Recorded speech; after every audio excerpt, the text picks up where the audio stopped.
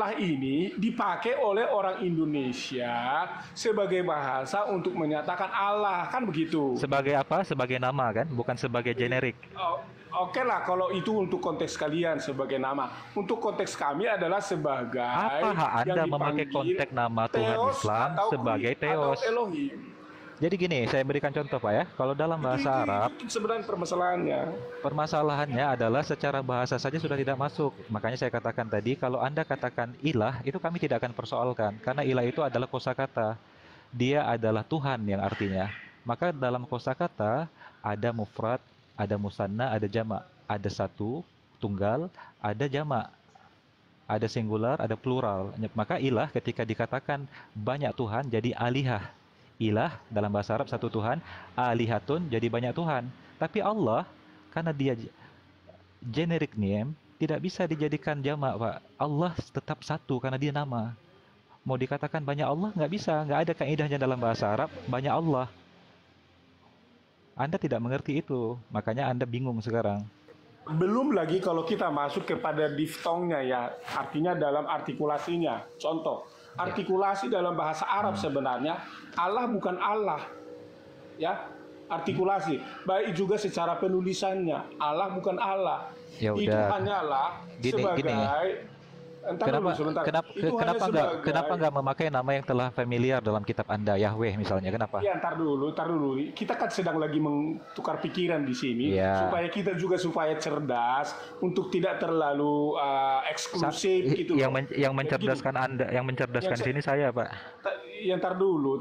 Yang saya mau katakan begini, belum lagi secara diftong atau secara kata, ya secara huruf, bahwa kata Allah dalam bahasa Arab aslinya bukanlah Allah seperti tulisan ALLAH, bukan, beda. Yang kalian sebut itu sebagai proper name itu, gitu loh, bukan. Tetapi yang kalian itu ada sebenarnya abjadnya yang disebut dengan Allah lah, atau dalam bentuk apa yang kalian sebut gitu loh. Nah, tetapi ketika dia ke bahasa Indonesia, ya kita sebut dengan abjad Indonesia ALLAH, Allah gitu loh. Dan tentu kalian tidak mau dong memanggil secara diftong Allah kalian itu disebut Allah. Gitu loh, karena bahasa Indonesia membuat itu secara abjadnya ABCD-E-F-G-A-B-C-D-nya sampai Z-nya itu adalah Allah. Memang begitu bacanya. Oke, Gitu saya loh. respon ya. Bahkan dalam percakapan Kristen internasional itu mempertanyakan kalian Kristen Indonesia kenapa menggunakan kata Allah. Mereka saja heran, tapi kalian masih membela narasi tersebut. Oh, Kristen luar negeri saja heran kepada kalian kenapa menggunakan Allah. Seharusnya kalian kembali kepada literasi yang memang milik kalian. Apakah itu sebutan dalam bahasa Yunani atau Ibrani? Kenapa? Kenapa nggak gunakan Yahweh di situ? Kenapa nggak gunakan Elohim misalnya? Agar tidak ada Ya. perdebatan ini. Iya, kalau orang luar negeri ya Li tidak paham hal seperti itu, dia tidak paham bagaimana serapan dari kata bahasa Indonesia dari bahasa Arab. Orang luar negeri nggak paham itu. Gitu. Iya. Jadi akhirnya mereka mengkritik Agar kecuali tidak lagi terjadi perdebatan dan rasa saling klaim di antara kita, kalian Iya. kembali kepada literasi kalian, kami kembali kepada literasi kami. Allah telah diperkenalkan sebagai proper name Tuhan Muslim, sedangkan kalian mengenal proper name kalian itu ada Elohim, ada Adonai, ada Yahweh. Kenapa nggak kalian pakai itu? Oke, sekarang kalau kamu katakan murni kepada literasi, sekarang kita mau pakai literasi Indonesia itu pakai apa?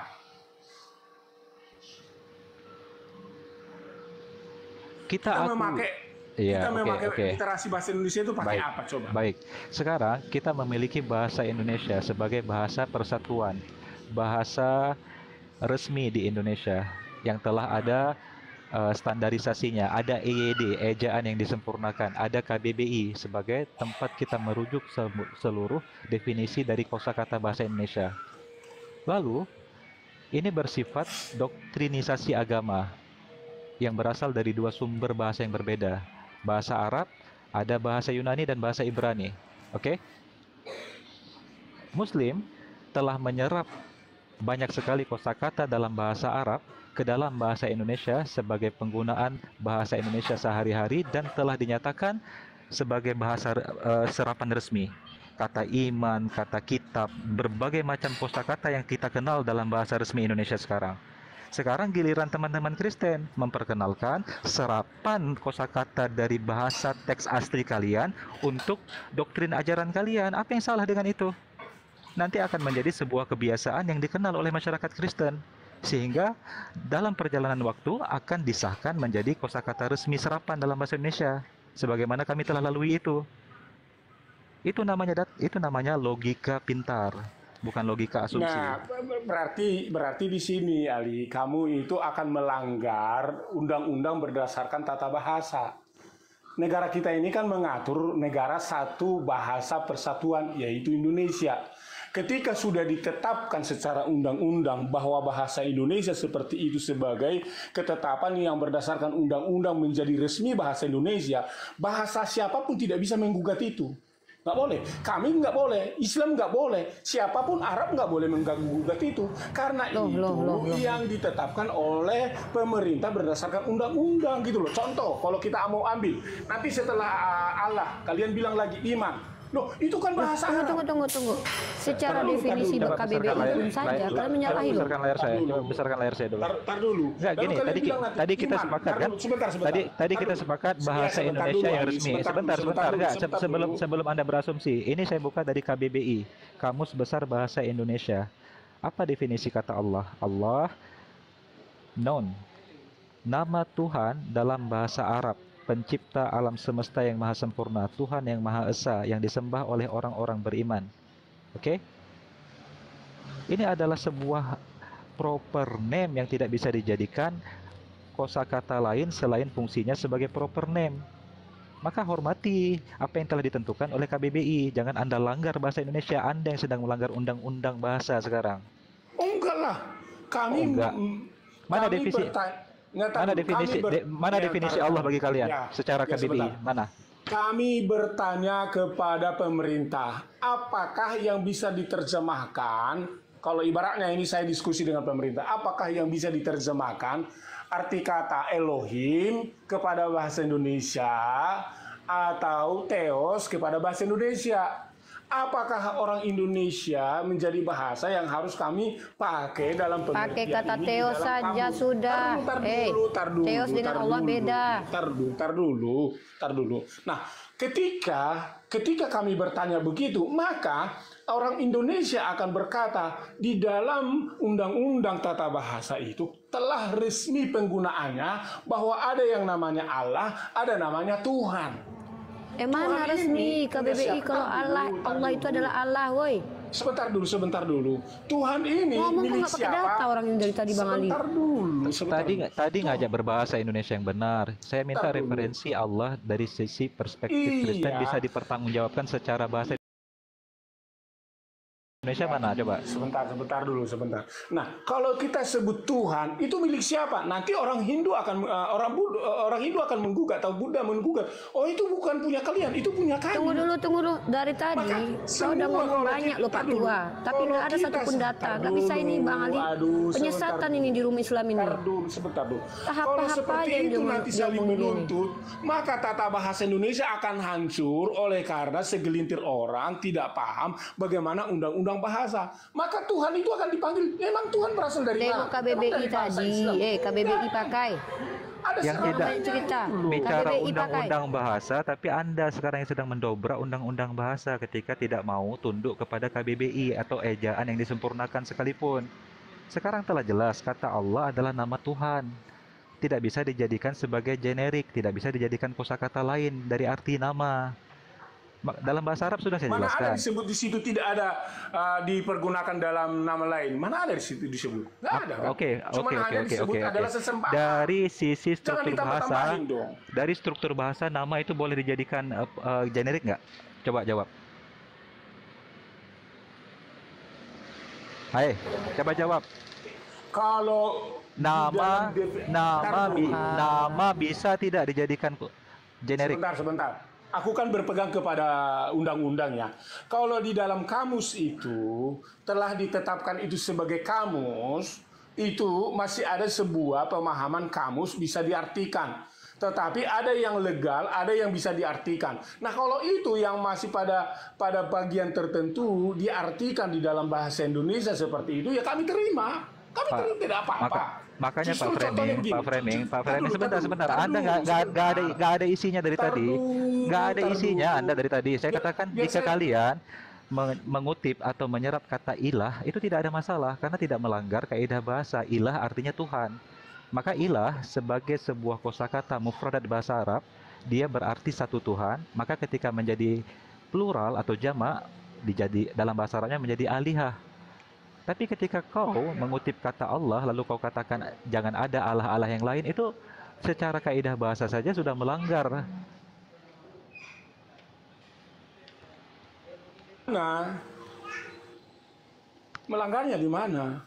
Ya melanggar kaidah bahasa. Oh, nggak Kaidah ngerti juga. coba kaidah di bahasa di mana yang dilanggar? Baik, Coba. baik. Nggak ada dari tadi, data nggak dibawa, ngomong sembarangan, rasional logika pun nggak tahu lagi lah Bu. Ini kayak Oke, mana nasib mahasiswi sama mahasiswanya? Daripada saya dengar ocehan Anda, saya ingin mendengar dari perspektif Mas Aldo. Mas Aldo bisa memberikan perspektif Anda terhadap penggunaan kata nama Allah yang telah menjadi polemik antara Muslim dan Kristen di Indonesia saat ini.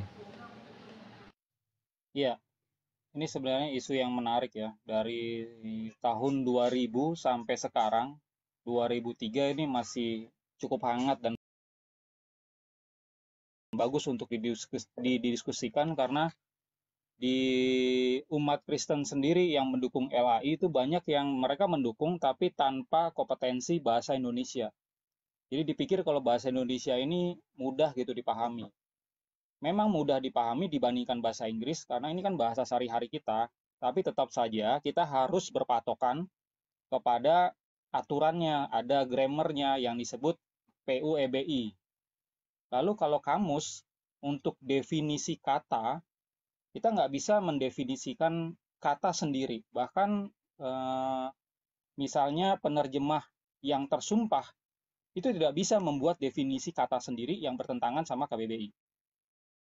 Nah, yang ada di layar ini adalah KBBI online yang kita bisa akses waktu-waktu.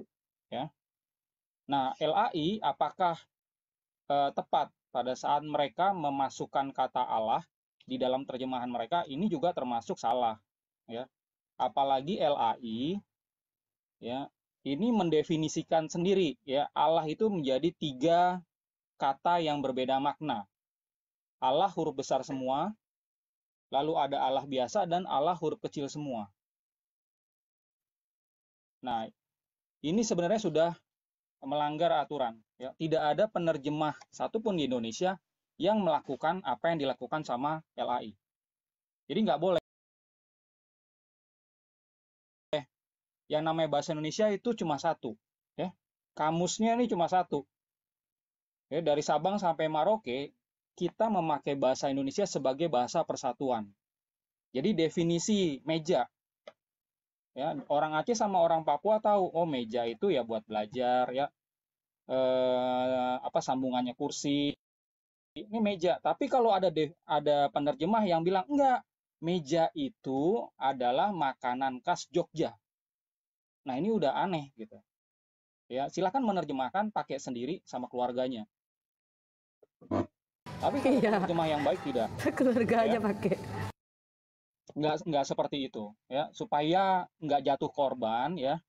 Ada definisi-definisi baru ya, jadinya rancu jadi bahasa Indonesia bukan bahasa persatuan jadi bahasa pemecah kalau misalnya dibiarkan ada penerjemah memberikan definisi sendiri. Romo Aldo, kita pernah bicara 2 hari yang lalu bahwa ternyata KBBI juga menerima masukan untuk menyerap kosakata baru dalam bahasa Indonesia resmi dengan proses yang telah distandarkan melalui proses. Iya kan? Iya, betul. Iya, coba dijelaskan kepada netizen bagaimana prosesnya. Jadi kalau misalnya kita ngelihat ya ada bahasa Arab, bahasa Aramaik atau bahasa apapun yang mau diterjemahkan ke dalam bahasa Indonesia, tapi kata ini nggak ada nih di dalam bahasa Indonesia. Misalnya ubluk-ubluk ya. Ini bahasa dari misalnya Elohim, aja. Oh, kalau Elohim itu ada kata di dalam bahasa Indonesia ya. Elohim itu adalah kata jamak ya. Bahasa Indonesianya bisa dewa-dewa, bisa dewa-dewi. bisa ilah-ilah, ya, bisa Coba sembahan-sembahan. coba ditulis Romo di KBBI Elohim. Kalau ya kalau KBBI ini kan definisi kata bahasa Indonesia. Nih Iya, misalnya Tuhan, apa sudah ya. diserap belum Elohim? Oh, kalau Elohim sendiri nggak ada, Itu ya. maksud saya. Jika Belum tiba-tiba ada. jika tiba-tiba Ada. ada orang Kristen ingin menyerap kata Elohim menjadi serapan resmi bahasa Indonesia, bagaimana caranya? Oh, ya kalau kayak gitu ya tinggal dia buat aja akun resmi di sini di KBBI Terlalu Daring. ribet, Romaldo. Terlalu ribet. Nggak usah menyerapnya ke dalam KBBI, terlalu ribet. Tapi cukup dikatakan bahwa itu adalah bahasa teologis kekristenan, nggak apa-apa. Ya kalau di dalam Cukup itu. penerjemahan Nggak usah Pak, masuk di seperti kata rob kan dalam Kamus Besar Bahasa Indonesia nggak ada rob itu. iya. Nggak ada. Jadi ya bisa juga kalau kita mau menerjemahkan ya terus kita pada saat kita salin kita buat itu miring. Ya, Elohim misalnya, Elohimnya miring nggak tegak. Kalau ini kan tegak nih ya. Gitu. Itu bisa. Nah, itu diatur di mana? Diatur di PUEBI. Nah, sementara LAI sebagai penerjemah resmi di Indonesia ini eh, baru belakangan memahami kamus dan PUEBI ini. Makanya terjadi revisi itu kemarin. Gitu, rekan-rekan. Tapi kata Allah tidak ikut direvisi, kenapa? Nah, itu jadi masalah ya. Ada kemungkinan LAI tidak secara langsung ya merubah, tapi bertahap. Kenapa? Kalau itu diubah secara langsung, ini akan terjadi shock Udah ya dirubah, Romaldo. ya. Sudah dirubah, tapi yang terbit baru perjanjian baru dan itu sudah diganti dengan ilah. Oh ya udah bagus kalau kayak gitu. Udah, tapi yang dirilis baru perjanjian baru. Mungkin perjanjian lama sementara lagi digarap. Nah, Udah keluar, itu sudah pernah direview Pak Ustadz Ali sama Bang Kores. Udah direview dan itu udah diganti dengan ilah. ya ilah itu ada di dalam bahasa Mana Indonesia. ada diganti, nggak ada diganti itu. Ada. Lu nggak ikut perkembangan, bro. Loh, saya yang megang Alkitab saya. Kenapa saya harus ikuti perkembangan? Orang kayak saya yang megang Alkitab saya. Rilisan terbaru, bukan kamu punya kitab yang dari lama itu, rilisan Semua terbaru. Ya, semua gereja kalau ada rilisan terbaru, PGI harus membicarakan itu, ya. Karena Coba kenapa? Pak Framing, Namanya, tar dulu, buka diam dulu. YouTube. Lembaga Alkitab itu di bawah organisasi PGI. PGI punya organisasi untuk mengkonfirmasi kepada gereja-gereja lokal, gereja-gereja sinodal. Sinodal memberitahukan itu kepada jemaat-jemaat masing, baik itu dalam kepengurusan pusat, daerah, sampai kepada lokal. Itu harus. Sampai sekarang kami belum punya Ela ini itu. berdiri sendiri Pak, bukan di bawah PGI. Kok diri sendiri? Loh, Semua. coba tanya itu Romaldo, harus Ela itu berdiri sendiri, bukan di bawah PGI. berdiri sendiri secara organisasi, tetapi mereka pasti kerjasama dengan gereja. Alkitab itu kan untuk gereja. Lah masa ya untuk pemerintah? Terus yang sudah terbit itu dirilis di YouTube itu tentang Nggak ada PB. yang ada. Yang Coba ada itu Romaldo saksi. masuk ke YouTube. Yang ada itu saksi Yehova. Saksi Yehova itu bukan Nggak Kristen. jadi Yehova, orang LAI kok yang Saksi datang. Yehova Coba itu bukan Romaldo, Kristen. Romaldo buka YouTube, dari laptop tuh buka YouTube, launching TB jilid 2 itu ada. Coba kita buktikan siapa yang bohong di sini.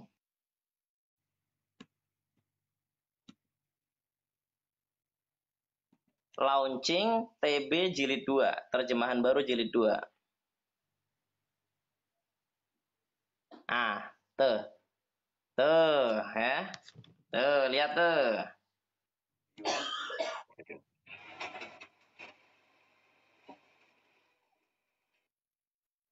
Belum setahun loh ini, baru berapa bulan. Nah ini acaranya nih. Aku udah nonton nih. Aduh. Kamu belum. Ya, jadi gini rekan-rekan, ya. Tahun 2021 saya Emang diundang, sesuai nama sih framing. saya diundang untuk diskusi. Pada saat itu tema webinarnya adalah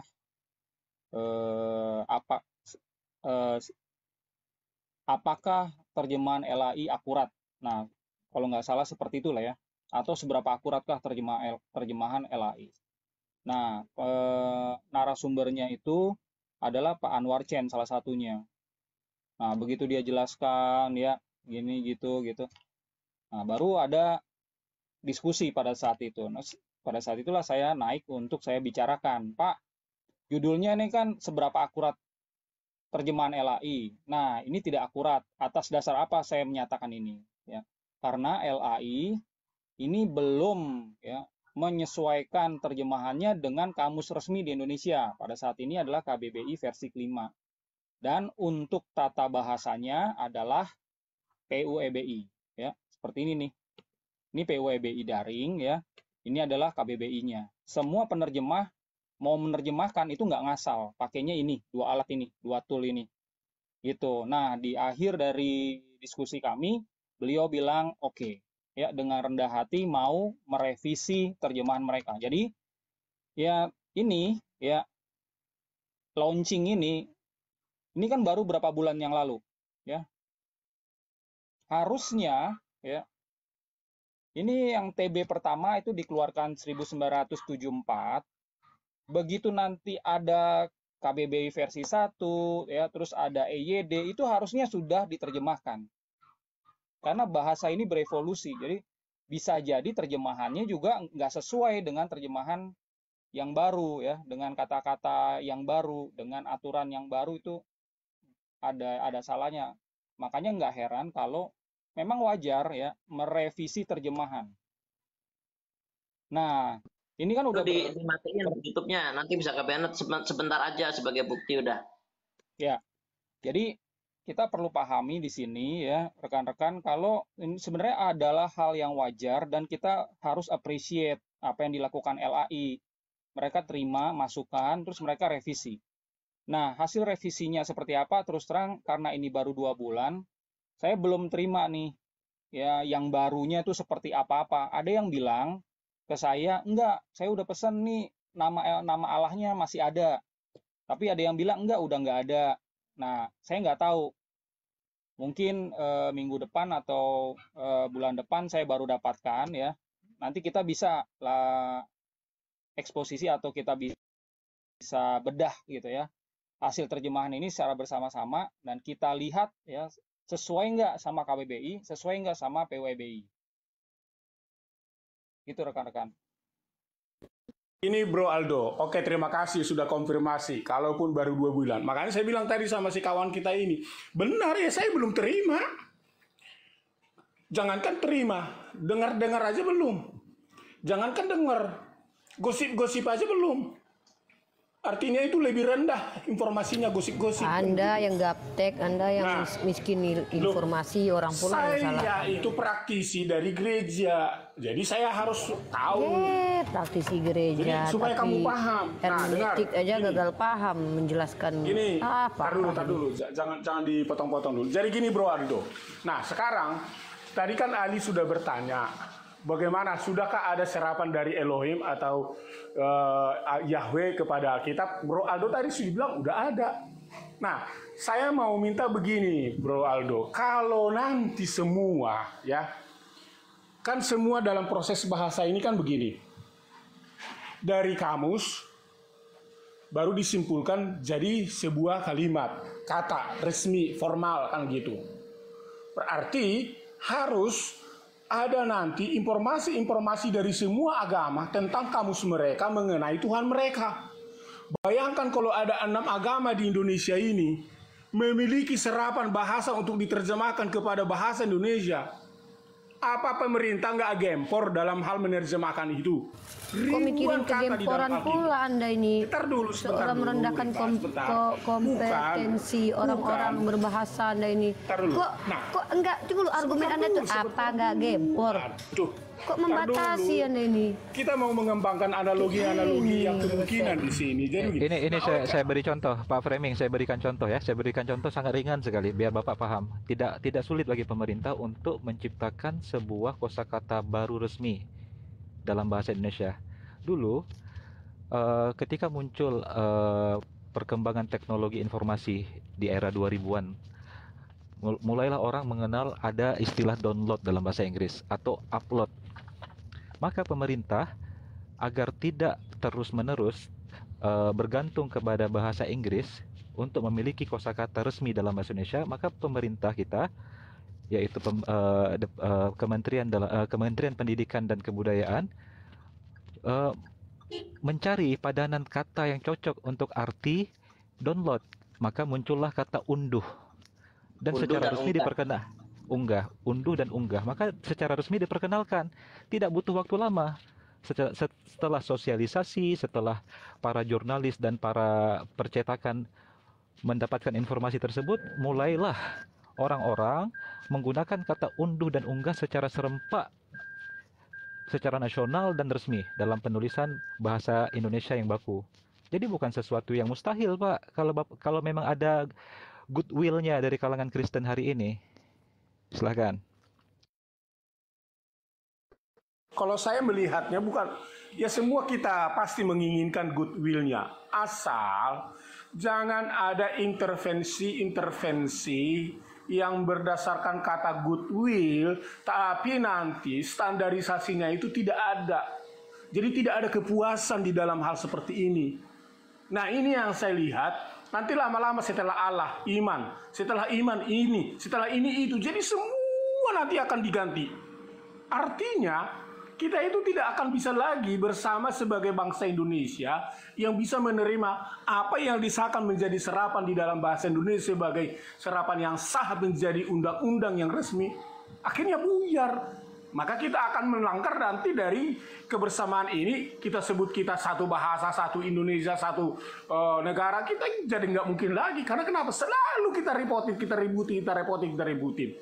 Dulu Itu kan nggak ada yang seperti ini, gitu loh. yang Dulu nggak menyalahi ada. bahasa Indonesia itu.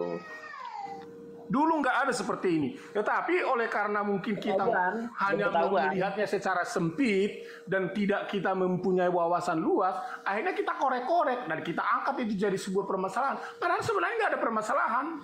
Kalau kita lihat ke realisasi lapangan, apakah ada banyak orang Islam pindah ke Kristen oleh karena kami pakai Allah? Nggak ada. Kalau kita mau lihat realisasinya, nggak ada. Semua berjalan kok dengan baik, nggak ada. Tetapi karena kalian korek-korek, ya ini jadi bermasalahan. Sekarang bagaimana kita menahan diri, jangan diangkat sesuatu yang nggak penting, jadi dipenting-pentingkan gitu loh. Permisi, saya Uniriva. Iya, saya mohon maaf ini karena saya kebetulan ada kegiatan ini. Saya mohon maaf, mungkin saya undur dulu. Tapi untuk diskusi ini saya sangat senang sekali karena saya sendiri juga sudah belajar tentang iman itu sendiri dari Bang Ali dan juga sudah memahami ternyata memang ada perbedaan yang mendasar memang ya, sudah sangat jelas tadi. Tapi di waktu yang lain saya ingin sama-sama dan lebih dalam lagi tentang misalkan kata Allah dan sebagainya. Mungkin saya mau undur dulu karena kegiatan, jadi saya mohon maaf. Bapak follow saya Pak Eka, biar memang saya suka dengan orang yang berdiskusi seperti Pak Eka ini ya. Jadi kita tuh tidak sedang menyamakan perspektif juga, tapi bisa jadi kita sedang jujur bahwa kita punya pemahaman berbeda loh, dan itu saya anggap sebagai ranah toleransi. Maksudnya ketika Bapak sudah mengatakan bahwa oh dalam iman saya makna iman begini, oke cukup. Kemudian saya mengatakan iman begitu. Yang kita ketika debat itu terjadi biasanya adalah ketika kita berbicara tapi aktualisasinya itu berbeda, Pak. Contoh seperti yang dilakukan sama Pak dosen framing ini ya. Berapa kali Bapak dengarkan logical fallacy yang terlempar dari mulutnya itu. Nah, itu yang menjadikan kita berdebat. Karena kebetulan Pak Framing itu menghadapi manusia yang berakal gitu loh. Kecuali dia ngomong sama hewan, maka dia akan diiya-iyain sama hewan. Tapi karena kita sedang dialog, kita sedang mendiskusikan satu topik dan banyak sekali logical fallacy yang dia lakukan, maka itu dipastikan ada perdebatan, Pak. Mustahil ketika ada dua manusia yang berpendapat dan pendapatnya berbeda, ketika yang satu berlandaskan doktrin atau sesuatu yang sudah ditanamkan, yang satu lagi berlandaskan empiris, kemudian berlandaskan keilmuan, dah pasti Pak akan ada perdebatan hebat gitu loh, mempertahankan argumennya. Nah itu yang saya maksud poinnya ke Bapak, bahwa mungkin Bapak lihat debat lintas agama ini efek dominonya mungkin lebih banyak negatif. Karena kebetulan begini Pak, negara kita ini secara secara data memang lebih banyak orang yang menyukai hiburan ketimbang sesuatu yang akademik, edukasi. Bahkan lebih sedikit orang yang membaca ketimbang orang yang sedikit orang yang membaca ketimbang yang tidak membaca. Nah, ketika kita berhadapan dengan orang yang banyak tidak membaca, terlempar satu isu yang mereka tidak tahu informasi ini tapi mereka ambil dalam ranah negatif, itu kan muncul polemik hebat. Wajar Pak, ke saya nggak masalah gitu loh. Cuman kalau mereka memang betul-betul orang yang dingin, kemudian mendengarkan secara baik, kemudian mereka lihat bahwa data by data, ya seperti Bapak lah Pak Eka. Saya yakin kita tidak akan pernah berdebat hebat Pak, saya pastikan itu loh. Saya pastikan itu. Tapi kalau Bapak kayak orang Bapak dosen yang terhormat ini ya, jangankan debat hebat Pak. Jambak-jambakan berani saya sama orang tua ini, si Roy Martin ini. Gitu Pak. Tetap saya dalam hal ini Uniriva, saya tetap pada konsistensi saya dalam hal ini ya. Ya saya respect Pak. saya tetap berjalan, dan di Komel lain pun saya pasti akan hadir dari hal yang sama saya juga. Oleh sebab itu dalam hal ini saya berterima kasih sudah difasilitasi untuk boleh berbicara atau juga berdiskusi dengan orang-orang hebat ya, termasuk di dalamnya ini. Saya terima kasih sekali. Enggak Pak, framing tuh nggak hebat Pak. Iya, memang Hebat dia Pak, hebat tadi ngaco. hanya karena nggak satu. Nggak bercanda Pak, nggak saya bercanda. Saya menghormati dia kok Pak. Bagaimanapun juga dia lebih tua dari saya gitu. Oke, Uniriva minta maaf saya mau Iya, Dari sama-sama. mana lu tahu? Dari mana lu tahu? Boleh dulu. Dari getaran mohon suara. izin turun dulu. Oke. Mungkin itu saja ya. Terima kasih. Wassalamualaikum. Ya, selamat malam semuanya. Waalaikumsalam. Makasih Pak Eka, setidaknya Anda sudah mempertontonkan sisi lain dari kekristenan gitu ya. Selama ini saya capek ngelihat ada orang Kristen kayak Pak Framing, tapi Anda cukup membawa, oh ya ternyata ada kayak Pak Eka gitu. Ya bagus kayak gitu. Ya Pak, terima kasih. Apalagi Si Ali yang lebih tua dari saya. Yuk open cam yuk, open cam yuk, open cam yuk, ayo berani nih Pak Framing open cam. Ayo open nih ya, open nih. Tengok dia Open makan. nih. Ya, Open lah. satu. Jangan kaget ya Rifa ya. Enggak, kabur dia pasti. Aku pastikan dia kabur. Ini beda kayak Sam Aldo. Sam Aldo berani open cam. Bang Ali pernah open cam. Framing seumur hidup mana pernah open cam. Namanya aja framing. Ya kenapa sih kenapa Pak Framing nggak berani pakai identitas pribadi? Malu lah dia. Bang Alasannya bilang lah apa? jemaatnya. Jemaatnya kabur. Rifa tahu aja dia. Saya yakin salah satunya dia banyak sebenarnya urusan dia sama Muslim. Makanya dia takut kalau dia narasi-narasi dia serang Muslim nanti hilang kehidupannya dari Muslim. Oh enggak, saya justru di sini main bola sama Ustadz Ali. Saya di sini main volley, main bola sama Ustadz Ali. Teman-teman saya di sini semua Ustadz. Jangan kau pikir aku seperti yang kau pikir itu. Oh enggak. Kenapa nggak berani? Awalnya bagus loh dia loh Bang. Awalnya dia masuk ke Zoom kan. Narasinya bagus, datar gitu kan. Lama-lama kita bongkar kan. Kita liatin kitabnya. Wah mulai Bang. Tantrum dia. mulai cari Salah remis ya. satunya si Rifa inilah yang memancing-mancing gua kan. Dia berhasil. Kan tadi kan begini Ustadz Ali, Uniriva, tadi Pak Framing kan bilang aku ini tidak seperti yang kau pikir. Dalam pikiran saya Pak Framing tuh orangnya dermawan, kaya, tampan, berarti sebaliknya. Tapi dari ketawanya aku udah tahu mukanya loh. Serius. Itu bayang aku mukanya. Tadi Oli tidak ganteng gitu kan. Kalau getaran suaranya yang pasti bukan orang Karu, bukan orang Tapsel, tapi ini orang Batak Toba ini. Nanti saya mau ngintip-ngintip datang ke warungnya Ibu Uni nanti. Alah, datang ke sini kutungguin. Tapi Pak Fadil. Saya udah datang, dia nggak tahu bahwa saya itu Tadi tahu nggak kemarin ada pastor datang ke sini duduk kan aku pas lagi diskusi kan ditengok-tengoknya aku kan. Aku tanya di mana bapak itu, disebutin lah gereja nggak tahu jauh kali ya aku bilang kan. Tapi gitulah memang beda vibe ketika kita bertemu langsung dengan aku sama Pak Joshua TU contohnya ketemu kok kami kemarin duduk makan kami malah. Ini kayak Biasa. pengakuan Pak Framing. Ternyata dia malah main bola, main voli sama ustadz. Kalau di sini sok garang. Iya, seperti dibilang Ripa tadi, sebenarnya garang itu karena terkadang kita ini kan terpancing oleh karena sudah mengutak-atik apa yang Ke-trigger kita dia, Bang. pahami nggak seperti dia. Jadi kita pun jadi ya majulah pelan-pelan gitu. Pak Framing, kemarin saya waktu dalam diskusi internal kalian, saya lihat Anda kok udah agak-agak ke oneness Anda. Kuat. Saya Aku itu Bang ngikutin Ali. kemarin, jangan bohong Anda.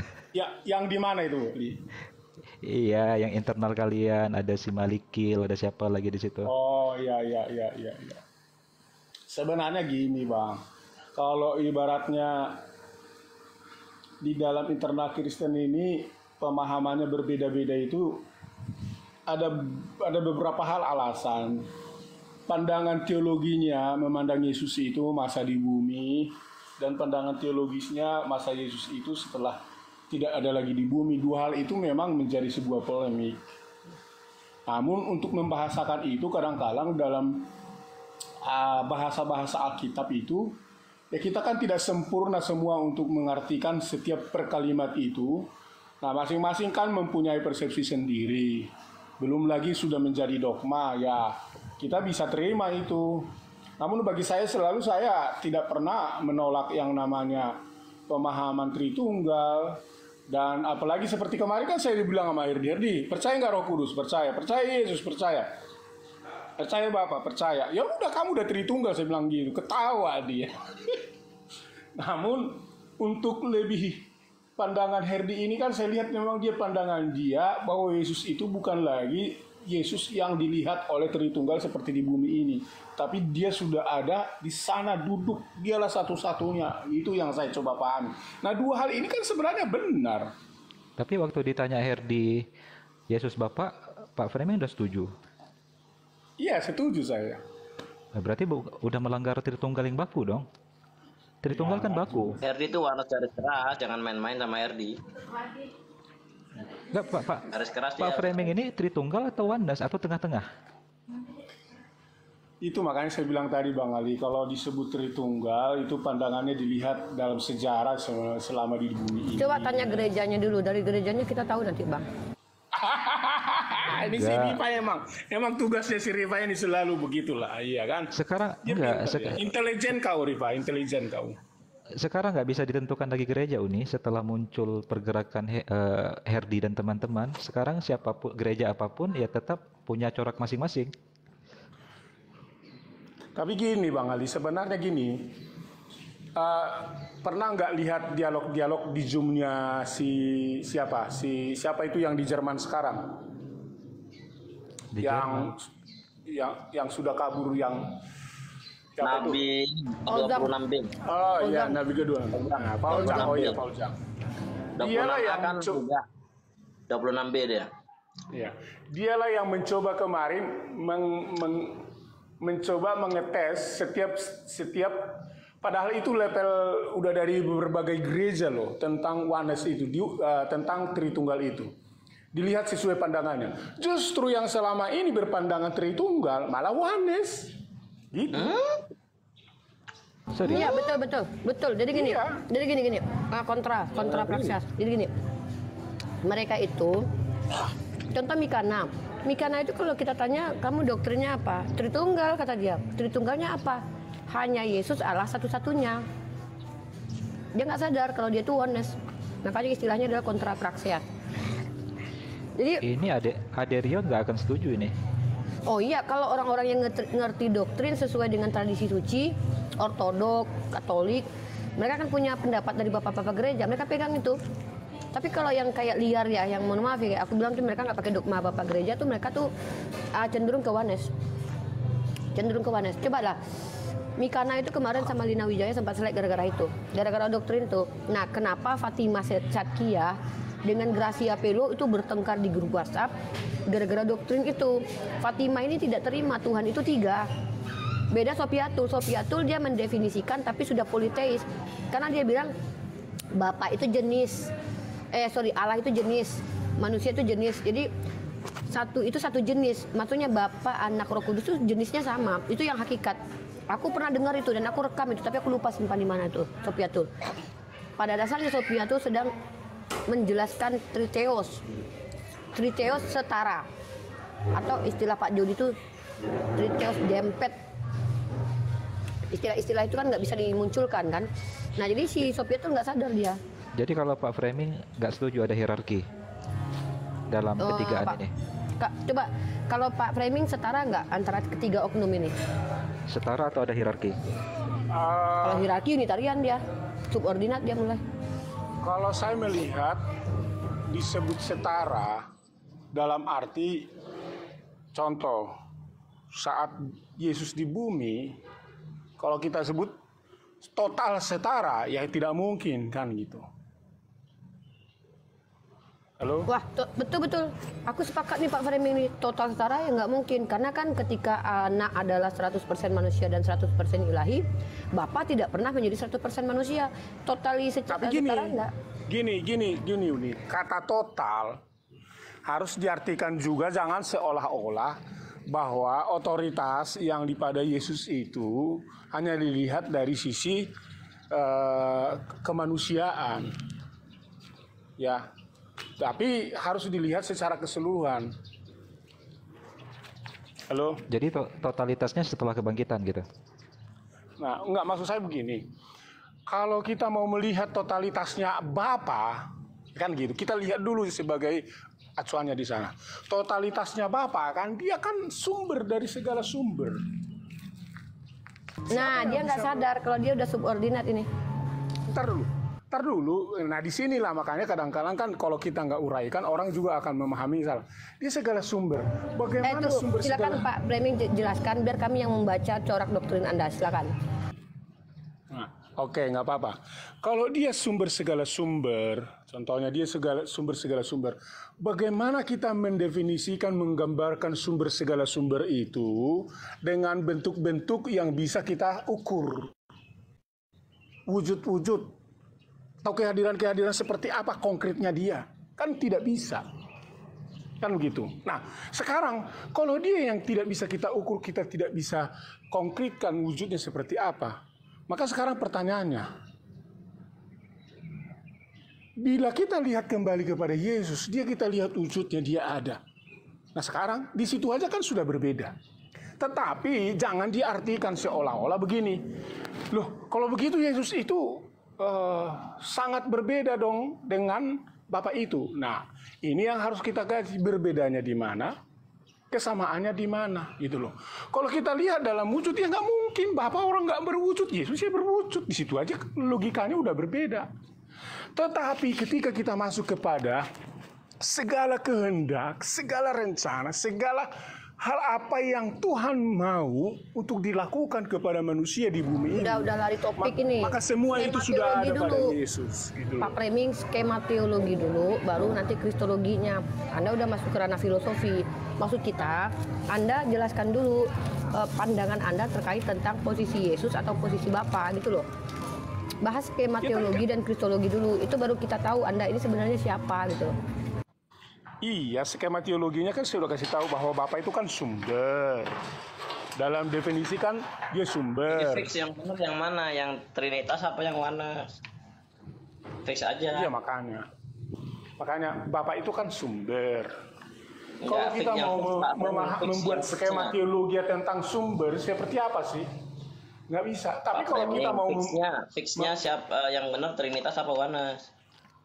Ya, kan saya bilang tadi, saya percaya Yesus, saya percaya Roh Kudus, saya percaya Bapa, ya udah di situ.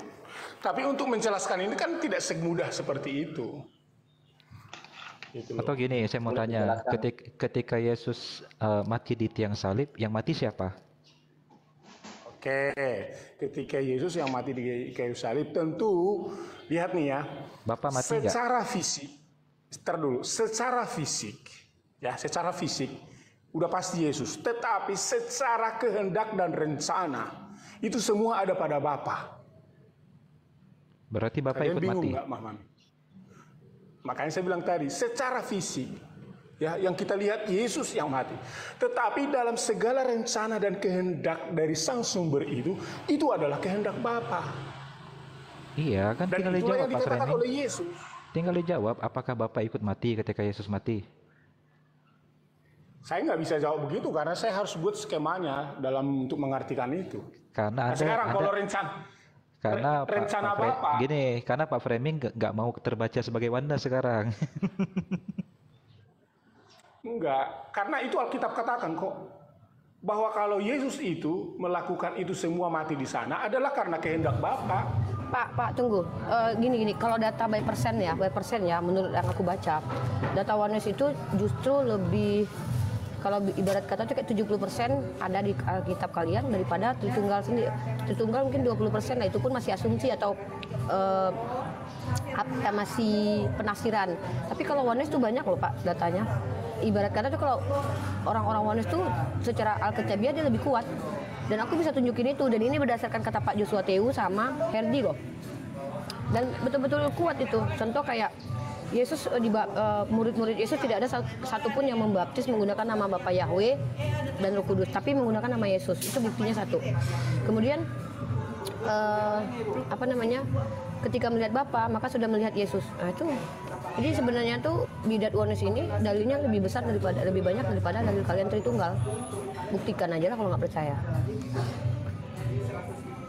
Nah, seperti pertanyaan Bang Ali tadi lah, apakah Bapa mati? Kalau kita lihat sebenarnya di dalam doa Yesus itu nggak mau dia mati. Di dalam doanya aja dibilang apa? Kalau bisa lalukan cawan ini daripada aku. Itu kalau kita lihat secara manusianya. Tetapi bukan kehendakku, tapi melainkan kehendakmu. Artinya apa? Di sana ada rencana Bapa. Gitu loh. Tapi begini, Uni Rifa dan Ustadz Ali ada ngerasa nggak? Kalau saya sih ngerasa kalau orang Oneness itu lebih militan. Apa saya sendiri yang ngerasa? Saya ngerasa itu. Jadi gini ya, konsepnya gini. Bang Indra sama Bang Ali coba cek ya, by sejarah aja. Yang lebih lembut itu yang subordinat, Unitarian itu lebih lembut, lebih soft mainnya, dan bahkan kita tidak pernah debat hebat dengan mereka. Masuk nanti Trinitas yang memegang doktrin bapak-bapak gereja, Athanasius yang memang iman rasuli Katolik lah gitu ya. Itu masih soft, keras tapi pada masanya karena mereka sudah ini kan, jadi sekarang sudah soft. Jarang kita yang debat hebat sama Katolik.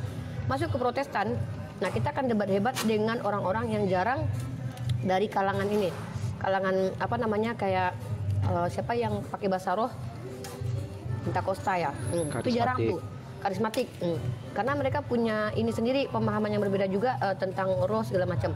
Tapi kita akan berdebat hebat dengan Protestan yang militan tuh yang Tritunggal, yang nanti arahnya ke oneness, sama nanti paling hebat lagi dengan Marcionisme, di mana nanti Tuhan PL itu iblis. Itu nanti, iya, Anda belum tahu Tito sekarang sudah menjelma jadi Marcionisme. Anda nggak tahu kan? Siapa? Tito, Bu Reni, itu sudah punya program sendiri buat menghantam kalian yang menyamakan Elohim atau Yahweh itu dengan Yesus. Masa Pak Framing nggak tahu lagi heboh ini? Itu musuh baru kalian. Saya pernah dengar, makanya saya nggak mau membantah itu karena memang di dalam teologi dulu kita udah pelajari itu Marcionis itu kan bukan sebuah pandangan yang resmi kita terima. Karena dia membedakan itu cukup hanya di ranah teologi di ranah teologi. Bukan cuma ranah teologi. Coba Pak Framing, ini besar sekali loh impactnya ke kalian. Karena kalian itu dianggap menuhankan iblis. Kenapa? Karena gini, yang paling diserang tuh yang masih pegang hukum-hukum Taurat tuh kayak Advent, nah gitu. Tapi ke kaliannya dia akan hantam itu, kalian panggil Yahweh. Nah itu kan dihantam itu. Karena begitu Taurat itu dari iblis.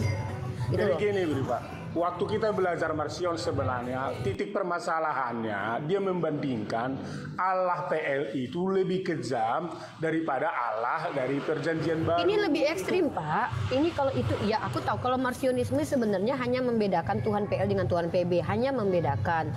Tapi kalau ini sudah ekstrim sampai mengatakan itu iblis. Pak, saya dengar langsung si Tito bilang nabi-nabi PL itu menyembah iblis, Pak. Saya dengar langsung di Komal dia. Ya, bapak-bapak Wah, gereja Ustaz. katanya sudah ada, bapak-bapak Ustaz. gereja katanya sudah ada di neraka itu. Tadi dia loh. Saya dengar langsung si Tito ngomong bahwa nabi-nabi dalam PL, Musa, Ibrahim itu semua penyembah iblis kata dia. Gila Udah, nggak? Siapa yang bilang? udah Siapa yang bilang? Tito. Tito, hang. Bang Indra lihat Udah akun hang kali. Tito sama Reni. Ini habis saya Reni. di fotokopi dulu. Nama-nama baru Udah lagi hang. itu ya, Tito itu ya. Udah hang berarti udah. Nggak terkenal. Nggak macam seperti sang debater kan udah terkenal dia kan. Sang debater. Tapi memang aku pun sering melihat komal-komal ada internal Kristen yang memang juga mereka kalau dideteksi dari gereja mana mereka nggak mau ngaku. Bahkan ke gereja itu pun dia bilang dilarang. Ngapain ke gereja? Gitu. Bayangin aja kalau ada seperti itu ibarat dari internal Islam. Ngapain ke masjid? Itu kan udah parah kan istilahnya. Nah hal-hal seperti itu ada, tetapi ingat kita selalu memberitahukan kalian itu kalau begitu konsep pemahamannya kalian tidak boleh di Indonesia. Karena kenapa? Gereja adalah salah satu komunitas kekristenan yang diakui sebagai agama di Indonesia. Nah kalau kalian melarang-larang ke Indonesia, mereka takut. Mereka takut. Saya pernah ancam begitu kemarin. Kalau kamu bilang begitu, saya akan laporkan kamu, saya bilang gitu. Mulai kendor. Nah seperti itu memang kadang-kadang kalau di TikTok ini liar ya, kadang kita nggak bisa bicara, tapi dari setiap pemikiran dia, dari setiap pembicaraan dia kita tahu pemikirannya seperti apa. Nah tentu kita bisa move di dalam hal itu supaya dia sadar ada seperti itu. Nah kita nggak tahu tujuannya untuk apa, maksudnya apa. Tetapi kalau kita lihat mungkin ya bisa saja. Bisa saja. Kenapa tidak apologet Kristen seperti Pak Framing dan teman-teman lain datang ke Komaldia dan menghantam dia langsung? Kenapa? Udah pernah itu. Ada itu siapa itu? Udah pernah itu. Sampai saya kencang-kencang. Cuman saya pakai apa? Pakai akun yang lain untuk dia mengapa dia. Saya pakai. Udah. Cuman akhir-akhirnya saya lihat dia udah lama-lama akhir ini udah jarang. Dan Nah, Anda tahu tidak? Tito saat ini itu termasuk orang yang baik dengan saya. Dia mencari koalisi. Iya. Dan bahkan iya mencari betul perlindungan. Ini, jadi gini, bukan masa perlindungan. Jadi begini ya. Tito ini keberatannya adalah dengan doktrin. Sebenarnya dia itu kalau aku bilang tuh jadi gini ya. Jadi kalian itu kan berprogres tuh. Pertama tidak menuhankan Yesus, kemudian menuhankan Yesus, menuhankan Roh Kudus, kemudian menjadikan dia satu lagi. Kemudian kalian menganatema Bapa. Yang ini bukan kalian ya, maksudnya Bapa dianatema lalu diibliskan. Lalu terakhir nanti ya itu kan dari Jesus only dulu. Jesus only kan tidak sampai mengibliskan Yahweh. Dari Jesus only inilah muncul ekstremis seperti Tito itu, Marsionisme itu. Itulah yang mengatakan bahwa sampai Yahweh itu iblis gitu loh. Nah dan itu benerlah kata Yesus. Orang yang disesatkan nabi palsu ini kejahatannya lebih jahat lagi. Kalau dulu masih menghormati ayahnya Yesus, papanya Yesus, sekarang udah mengibliskan papanya Yesus. Pertama masih menuhankan papa Yesus kan. Kedua menganatema papa Yesus atau menghilangkan fungsi lah. Ada Sabellian, modelism, oneness. Kalian masih masih mending kalian ya masih menganggap Papa Yesus itu ada sebagai pribadi yang berbeda dengan Yesus. Oke lah, kalian masih oke lah ya.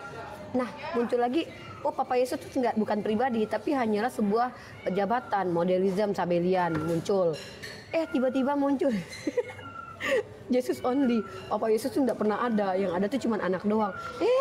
Muncul aliran baru ini yang menganatema, kemudian bahkan mengibliskan si Papa. Bener lah kalian.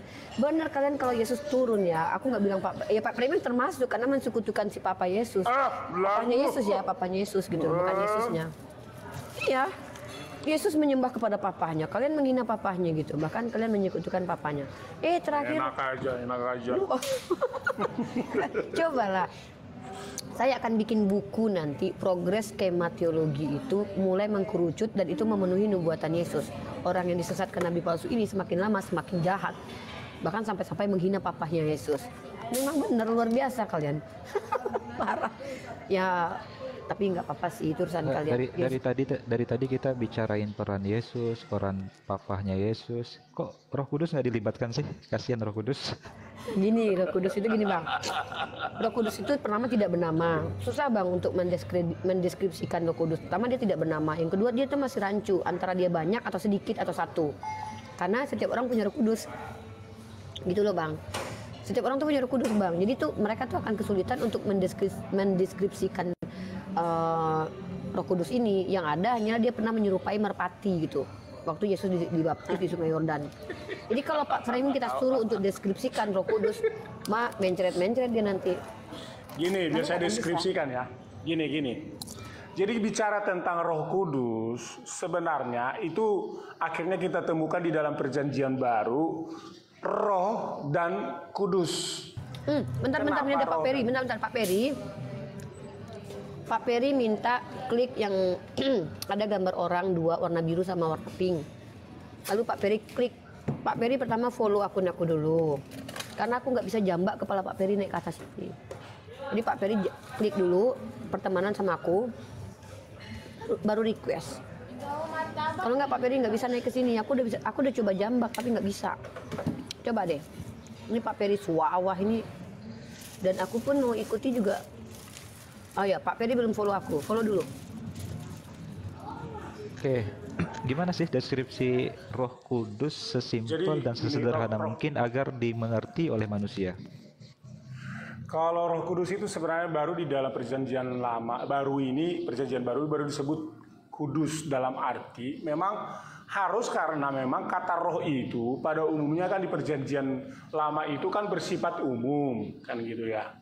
Lebih spesifiknya kata kudus ini untuk menjelaskan bagaimana keberadaan dia kepada umat Tuhan, kepada gereja yang bekerja gitu.